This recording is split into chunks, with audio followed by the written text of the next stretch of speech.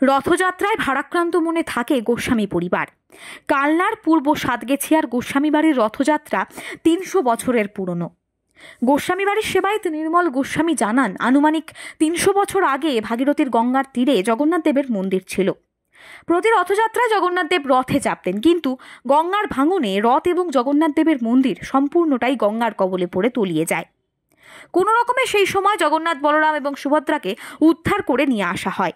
পূর্ব সাতগেছিয়াতে কোনো রকমে একটি মন্দির করে সেখানে জগন্নাথ, বলরাম, সুভদ্রার পূজা অর্চনা করা হয়।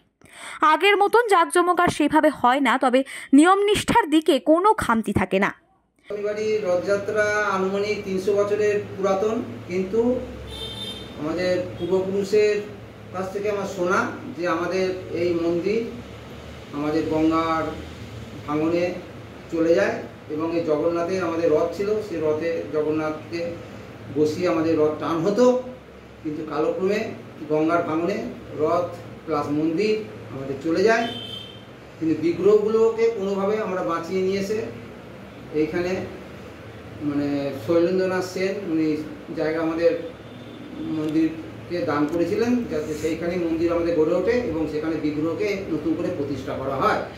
আগের রীতিরেওয়াজকে প্রাধান্য দিয়ে এই রথযাত্রা পালন করা হয়। গ্রামবাসীরা এই রথযাত্রায় অংশগ্রহণ করেন, কিন্তু রথযাত্রার সময় গোস্বামী পরিবারের সদস্যদের মন ভারাক্রান্ত হয়ে থাকে।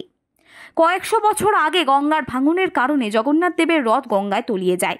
সেই কারণে জগন্নাথ দেব রথে উঠতে পারেন না। জগন্নাথ দেবের রথের দড়িতে টান পড়ে না। মন্দিরের মধ্যেই জগন্নাথ দেবের স্নান যাত্রা থেকে শুরু করে সোজা রথ এবং উল্টো রথ সবগুলি পালন করা হয়। গোস্বামী বাড়ির সেবায়েত জানান, অর্থনৈতিক সমস্যার জন্য আমরা এখনো পর্যন্ত জগন্নাথ দেবের রথ তৈরি করতে পারিনি। রথযাত্রার দিন আমাদের সকলের মন খুব খারাপ থাকে, কারণ আমরা জগন্নাথ দেবকে রথে তুলে গ্রামের রাস্তায় ঘোরাতে পারি না। স্থানীয় প্রশাসনের কাছে সহযোগিতা চাইছেন গোস্বামী বাড়ির সেবায়েত। স্থানীয় প্রশাসন যদি রথটি তৈরি করতে উদ্যোগ নেন, তাহলে হয়তো জগন্নাথ দেবের রথে আবার চাপতে পারবেন। আগের মতনই পুজো হয় না? পুজোর জৌলুস কিছুটা কমেছে?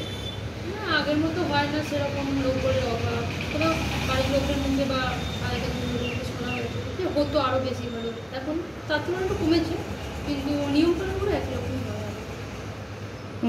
পূর্ব সাতগেছিয়াতে এইখানটাতে একটাই এইভাবে হয় আর কি। রথযাত্রাটা আসে, অনেক লোক দেখতে আসে।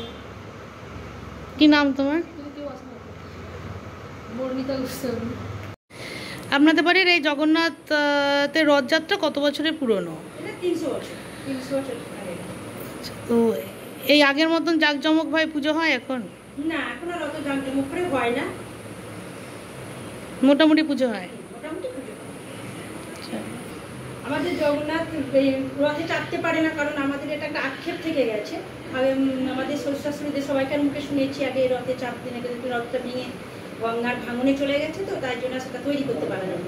তাই জন্য সেই রথে এখনো জগন্নাথদের চাপতে পারেন না, এটা একটা আক্ষেপ। কি নাম আপনার? আমার নাম মৈমন্তী গোস্বামী। রীতা ভট্টাচার্যের রিপোর্ট, সুন্দর বাংলা নিউজ।